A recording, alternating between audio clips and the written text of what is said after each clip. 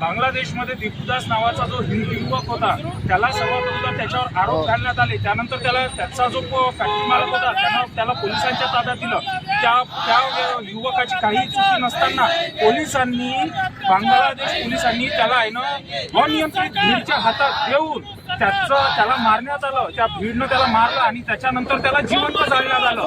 अशा पद्धतीनं अल्पसंख्याक हिंदूंवर बांगलादेशमध्ये अत्याचार वाढत चाललेला आहे। असा अत्याचार आता बजरंग दल सहन करणार नाही आणि बांगलादेशाच्या युनूस सरकारला आमची चेतावणी आहे, जर लवकरात लवकर ते सुधारले नाही तर आम्ही तिथं तांडव करून दाखवू। लक्षात ठेवा, त्या युनूस सरकारला समज आहे हे शेवटची चेतावणी आहे की बजरंग दल आता हिंदूंवर अत्याचार सहन करणार नाही।